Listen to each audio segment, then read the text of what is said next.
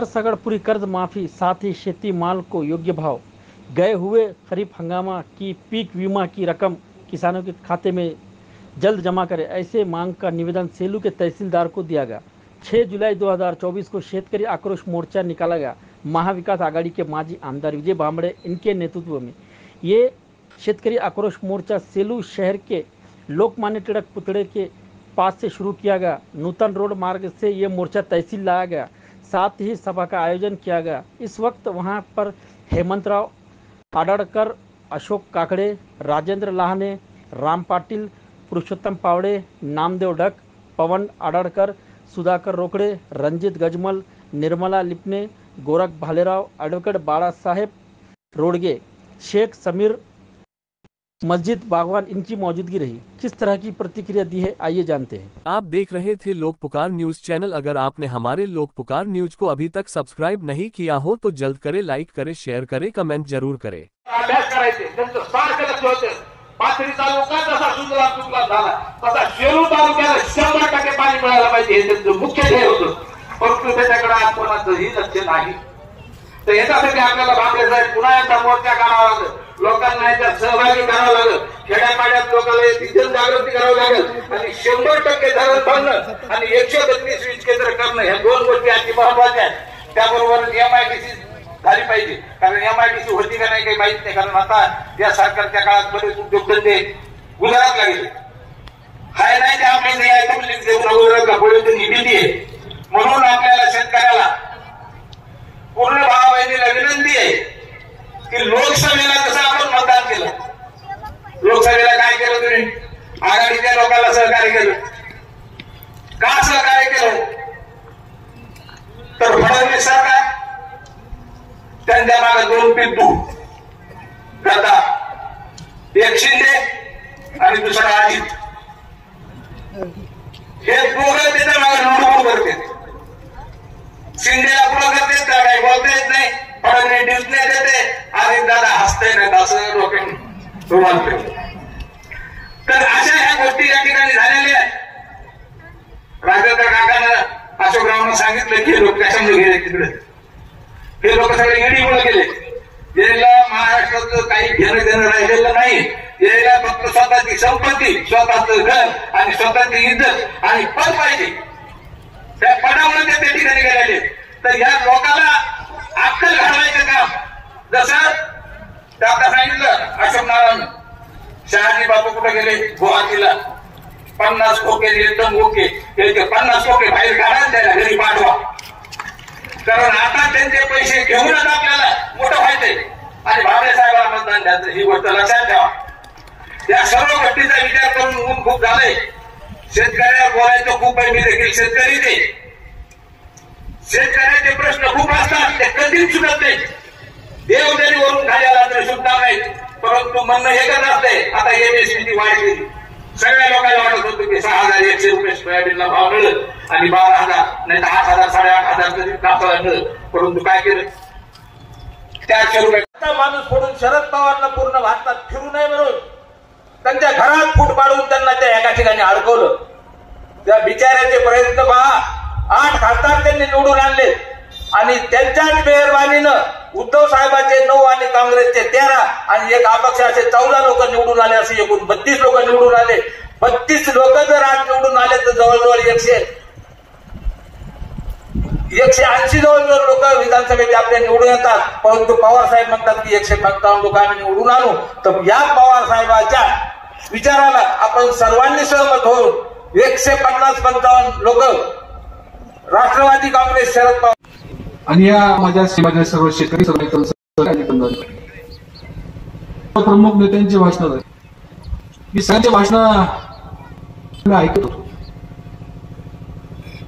गेल्या 4 महिन्यापासून, लोकसभेच्या 2 महिन्यापूर्वी आणि लोकसभेच्या नंतर 2 महिने, 4 महिन्यापासून आम्ही जिंतूर असेल, आम्ही 100 गाव आणि भागामध्ये अनेक शेतकरी, अनेक माझ्या युवकांशी चर्चा केली, आमच्या मायमावल्या त्यांच्याशी चर्चा केली आणि या चर्चेमधनं मोर्चा या ठिकाणी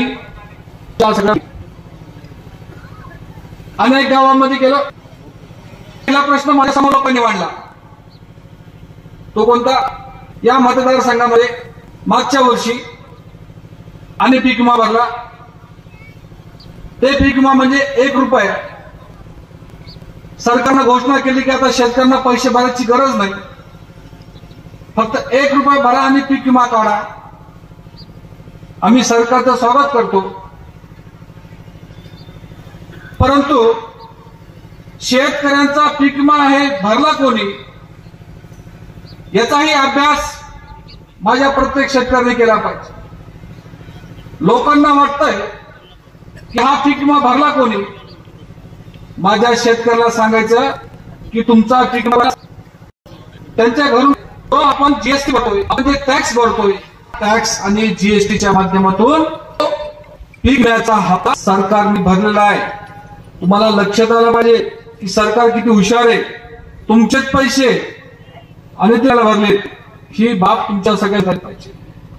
आमच्या सरकारने पीक विमा भरला, आमच्या शेतकऱ्यांनी पीक विमा भरला. मागच्या वर्षी या ठिकाणी अतिवृष्टी झाली, पिकाचं नुकसान झालं. अनेक शेतकऱ्यांनी कंप्लेंट केलं की आमच्या पिकाचं नुकसान झालं. महसूल खात्यानं त्याचा सर्वे केला की आपल्या मतदारसंघामध्ये 100% पिकाचं नुकसान झालं. किती पैसे भेटले? मी अनेक गावामध्ये गेलो, मला शेतकरी सांगायचे आमच्या गावामध्ये 10% लोकांना पैसे भेटले, काही जण म्हणजे 5% लोकांना पैसे भेटले. किती भेटले?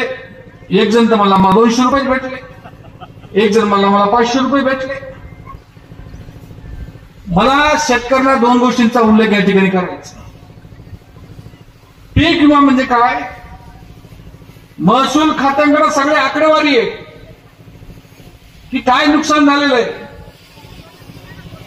तीच आकडेवारी इन्शुरन्स कंपन्या हातात घ्यायला पाहिजे आणि त्या आधारे सगळ्या शेतकऱ्यांना कुठल्याही प्रकारची कंप्लेंट करो या न करो, ऑनलाईन करो का न करो, सगळ्या शेतकऱ्याला सरसगट पीक विमा भेटला पाहिजे. ही सगळ्यात पहिली मागणी आमची आहे. मी अनेक भागामध्ये फिरतो, हिंगोली असेल, जालना जिल्हा असेल, बीड जिल्हा असेल, त्या भागामध्ये 1-1 लाख रुपये पीक विमा भेटला. किती? 1-1 लाख रुपये. त्या ठिकाणी कसं काय भेटला? तिथला शेतकरी राहतो, आमच्या भागात शेतकरी राहत नाही. 1-1 लाख रुपये त्या ठिकाणी भेटले. त्यांना चांगल्या प्रकारची मदत करण्याचं काम त्या ठिकाणच्या आमदार आणि खासदारांनी केलं. आमच्या भागात काय मिळत नाही, ही सुद्धा गोष्ट माझ्या प्रत्येक शेतकऱ्यांनी समजून घेतली पाहिजे. आमची मागणी आहे, आमच्या या मतदारसंघात ज्या ज्या शेतकऱ्यांनी पीक विमा भरला असेल त्याला कुठल्याही अटी, कुठलाही निकष, अर्ज करो या मत करो, आमच्या सगळ्या शेतकऱ्यांच्या खात्यावरती त्यांचं इन्शुरन्स त्यांच्या खात्यावर पडलं पाहिजे. अशा प्रकारची पहिली मागणी आमची या ठिकाणी झाली. दुसरा मुद्दा या ठिकाणी अनेक आमच्या सहकार्याने घेतला. दुसरा मुद्दा आमचा काय? आता ज्या गोष्टींचा उल्लेख या ठिकाणी हेमंतरावजींनी केला, कर्जमाफीचा.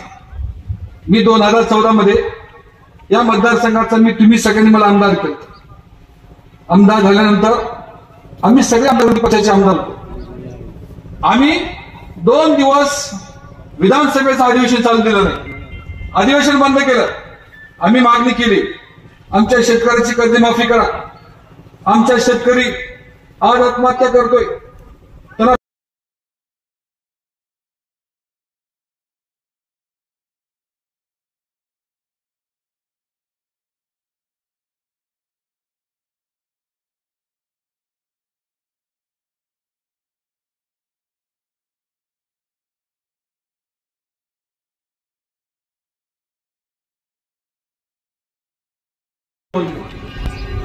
एवढं गोड भाषण केलं सभागृहात, एवढं गोड. त्या भाषणामध्ये असं वाटतं की सकाळी खात्यात पैसे देतील का, असं भाषण. शेतकऱ्याची गिराखापर्यंत करा. लोक खुश झाले वाटतात. लोक बँकेत चक्रा मारायला सुरू केलं. मी गेलो की बोलते पोलीस वाले, दुसरी पुन्हा नवीन आड घातली. कोणती आड घातली? शिवायचं नाही, त्यांची पत्नी सोबत पत्नी बायको मुली जमणार ना. बरंच घरात आहेच भांडणे असलेल्या घरात भांडले असते मग सांगितले आपल्या 10% सुद्धा नाही तरी वंचित राहील. बाबासाहेब उद्धव ठाकरे साहेब आणि राहुलजी गांधी पुढे महाविकास आघाडी पहिली घोषणा केली. उद्धव साहेबांनी 8 दिवसाच्या अपेक्षेसाठी त्याचे काम शेतकऱ्याची कर्जमाफी झाली पाहिजे. मी त्या दिवशी गेलो आमच्या भागात शेतकरी खाचं कर्ज नोटीस सुरू झाल्या फायनान्स या सगळ्या सरकारने नियोजन घेतले. शेतीमालाच्या भावाबाबतीत आमच्या अशोक गीता उल्लेख या ठिकाणी सोयाबीन 200 रुपये क्विंटल. ठाकूर बसले त्यांना माहिती त्यांना कारण की कम्युनिस्ट पक्ष शेतकरी कामगार पक्षाचे कार्यकर्ते खूप आपल्यापेक्षा सरकारने 5,000 MSP सरकारने भाव त्याच्या खाली सोयाबीन निघलं. या ठिकाणी जे काही MSP या ठिकाणी सरकार 8,000 रुपये त्याच्या वरून गेला पाहिजे. कापसाला पाहिजे शेतकऱ्यांना असतील जीवन असेल नंतर या ठिकाणी आमचे सहकारी बसले असतील सचिन असेल पंढरी असेल सोबत होते.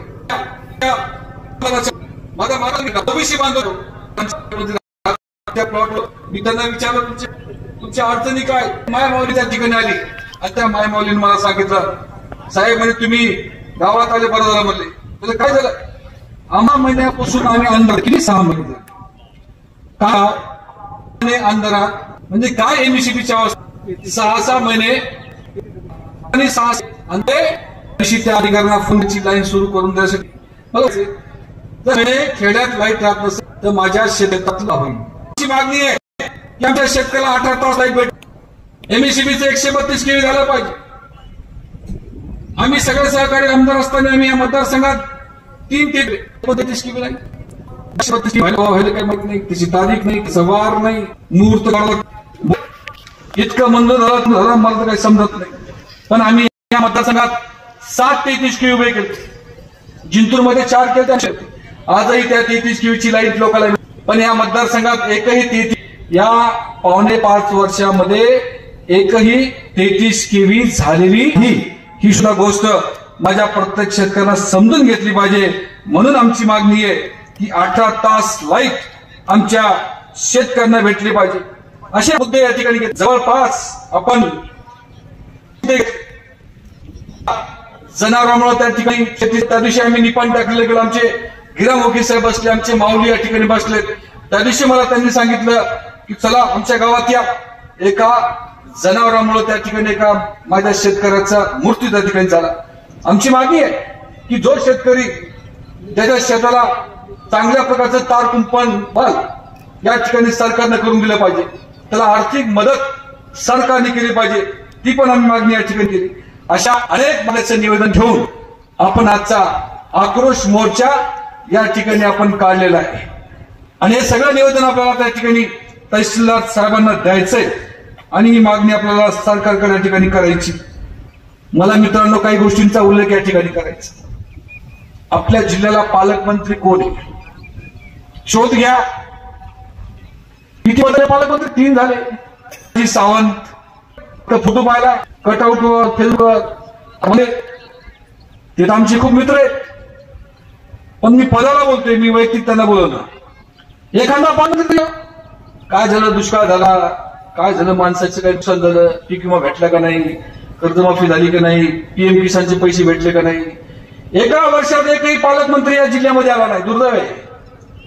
अरे आम्ही जेव्हा सरकारमध्ये होतो मी तर आमदार पण नव्हतो. आमदार नसताना आम्ही सगळे कार्यकर्ते आपल्याकडे अतिवृष्टी झाली सरकार आपलं होतं. नवाब मलिक साहेब पालकमंत्री होते. मी आणि आमच्या सगळ्या सहकाऱ्यांनी त्यांना फोन केला साहेब आमच्याकडे अतिवृष्टी झाली तुम्ही आलं पाहिजे. आम्ही स्वतः त्यांना 1-1 किलोमीटर शेतामध्ये घेऊन गेलो.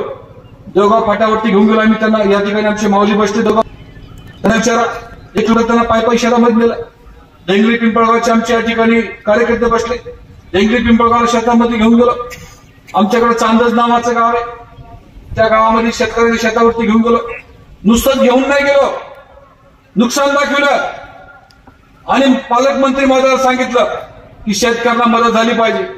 कॅबिनेटमध्ये ठराव घेतला आणि त्या काळामध्ये प्रत्येकाला 6,500 रुपये एका महिन्याच्या आत देण्याचं काम महाविकास आघाडी सरकारने केलं. आता कुठे गेले पालकमंत्री? डिप्युटीशी होत नाही, तालुक्याला बैठका होत नाही. पालकमंत्र्याचा शोध घ्यावा लागेल, पेपरला फोटो द्यावा लागेल की आमचे पालकमंत्री शोधा. असं सरकार आहे. ते माझे मित्र आहेत पण मी त्याच्या पदाला बोलतोय. पालकमंत्री आमचा 1-1 वर्ष येत नाही. दुर्दैव आमचं की पालकमंत्र्याची एखादी तालुक्याला बैठक झाली पाहिजे. आम्ही बैठका घ्यायचो पालकमंत्री महोदयाच्या आणि संपूर्ण तालुक्याचा आढावा घ्यायचो. कुठल्या प्रकारचं पालकमंत्र्याचं लक्ष आमच्या मतदारसंघामध्ये नाही. मी त्या दिवशी तांदूळवाडीमध्ये गेलो, अनेक शेतकरी मला भेटले.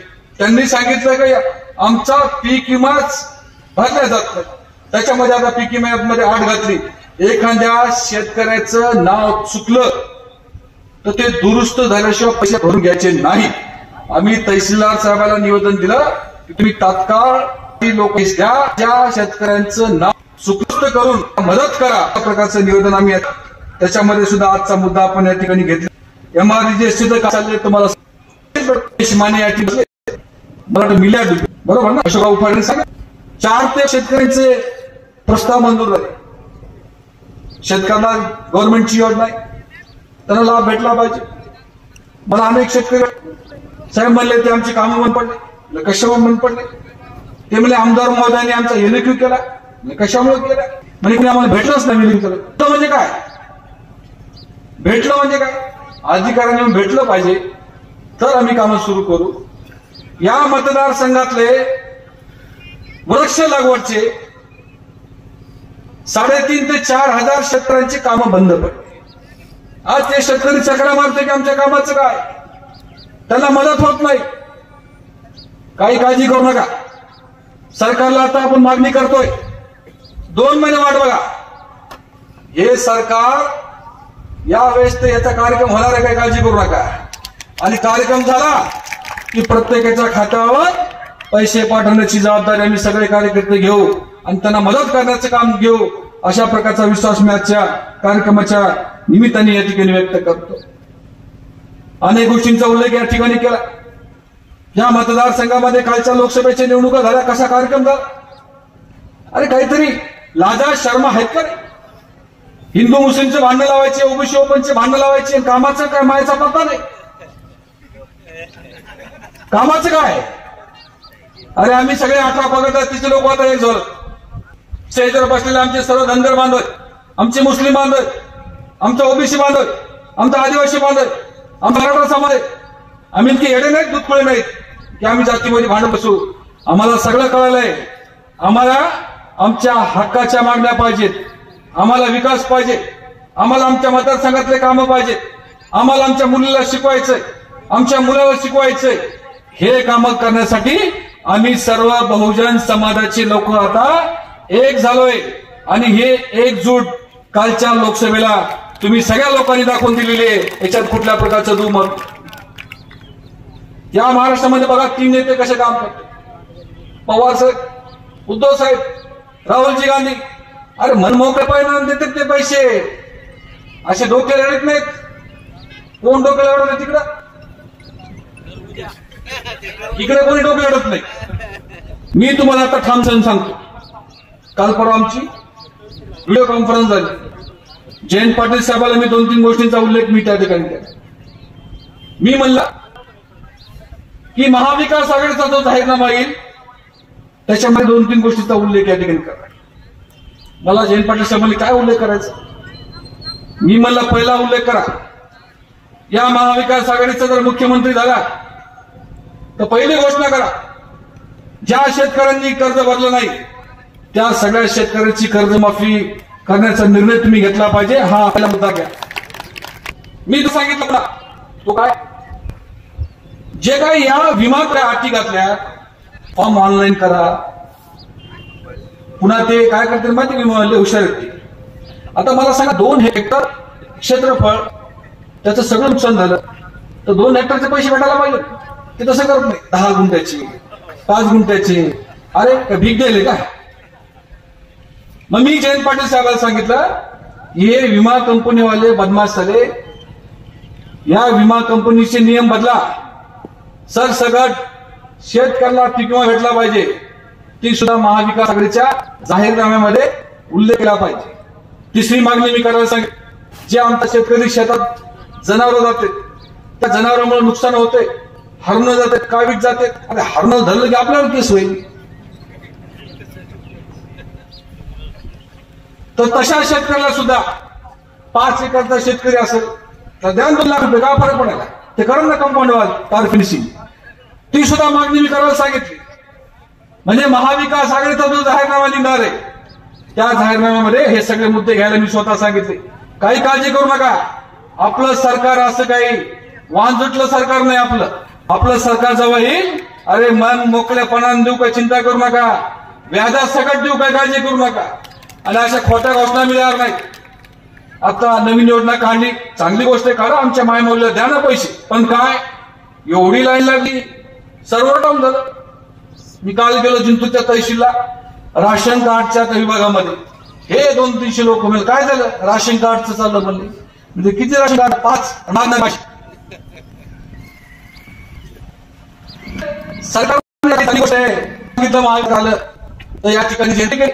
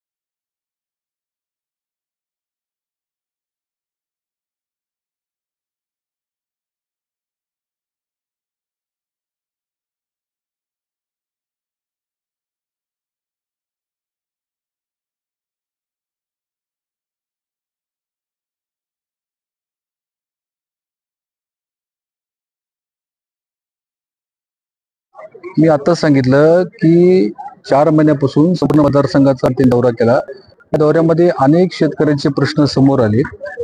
त्याच्यामध्ये प्रामुख्यानं शेतकऱ्याच्या आत्महत्या झाल्यात, शेतकऱ्यांना पीक विमा भेटला नाही, शेती फक्त 4 ते 5 तास शेतकऱ्यांना लाईट भेटती, असे अनेक प्रश्न ह्या मतदारसंघातले गेल्या दिवसापासून या ठिकाणी पडले. त्यांना कोणी लक्ष देत नाही. पण आम्ही सगळ्या कार्यकर्त्यांनी महाविकास आघाडीचे ठरवलं, आपण या ठिकाणी प्रचंड जन आंदोलन या ठिकाणी केलं पाहिजे.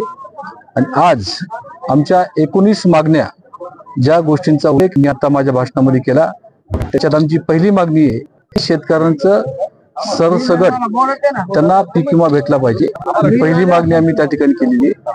आमची दुसरी मागणी आहे की शेतकऱ्यांचं संपूर्ण कर्ज माफ केलं पाहिजे. आमची तिसरी मागणी आहे की ज्या शेतकऱ्यांच्या पिकाचं नुकसान झालं त्यांनाही आर्थिक मदत झाली पाहिजे. शेती पंपाची 18 तास लाईट शेतकऱ्यांना भेटली पाहिजे.